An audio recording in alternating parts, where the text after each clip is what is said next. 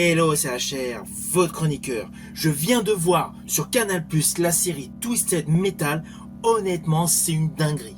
Je ne connaissais pas du tout les jeux vidéo. Je suis tombé sur cette série tout simplement par hasard. Les épisodes étant assez courts, j'ai regardé la totalité de la série assez rapidement. Série qui a 2 saisons. Implicitement, il faut que je vous en parle. Let's go! Alors tout d'abord, il faut savoir que cette série Twisted Metal est une adaptation live-action d'une série de jeux vidéo produit par Sony. Et à ce jour, il y a 2 saisons.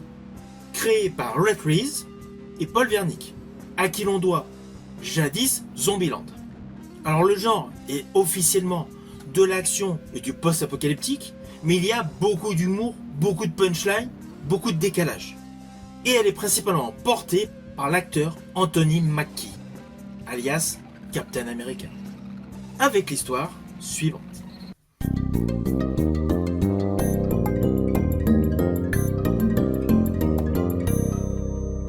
Alors nous sommes dans le futur, dans un monde post-apocalyptique, où les villes sont protégées par des murs érigés, tandis que les terres extérieures sont livrées au chaos. Dans ce monde de folie, dans ce monde totalement anarchique, il y a des livreurs qui partent d'une ville à une autre ville, tout simplement pour apporter du matériel, de la nourriture ou tout simplement des nouvelles. Et justement, le personnage John Doe, interprété par Anthony Mackie, est un livreur assez casse-cou.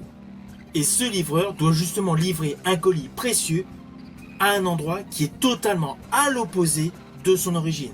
En fait, il doit pratiquement traverser la totalité des États-Unis, avec implicitement toutes les mauvaises rencontres qu'il va faire, que ce soit des psychopathes, des fous, des schizophrènes, etc. Il va d'ailleurs rencontrer le personnage Quaid, avec qui il va faire équipe. Ou d'ailleurs sa relation, enfin, je ne vais pas aller plus loin pour que vous ayez la surprise, vous me connaissez, je ne veux pas du tout vous spoiler. Voilà. Après, on aura un duo qui va perdurer sur les routes américaines. Alors perso, l'un des psychopathes, enfin l'un des personnages dérangés que j'ai bien aimé, c'est le bonhomme habillé en clown. Il est totalement déjanté. Et à chaque fois qu'il est là, il y a des images extrêmement trash. Au cœur d'un ton humoristique et irrévérencieux. Alors oui, c'est quelque chose d'apocalyptique, donc il y a forcément des invraisemblances. Mais justement, tout le déroulé de l'histoire se veut être plausible. Même s'il y a de l'absurde et de l'extravagance. Alors au sein des décors, il y a beaucoup de clins d'œil par rapport au jeu vidéo initial. J'ai voulu vous regarder justement des photos de jeux vidéo pour voir si cela collait avec la série. Cela colle. Donc je pense que tous les fans des jeux vont implicitement aimer cette série.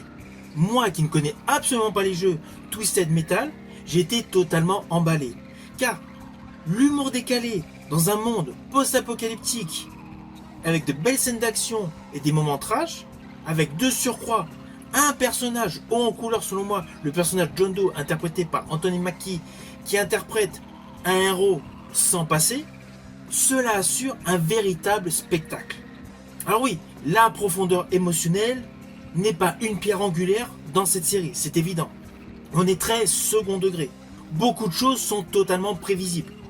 Mais il y a un côté très cartoonesque, il y a un côté très nostalgique des années 90, à commencer par la musique, associé à des effets spéciaux de qualité et surtout des maquillages.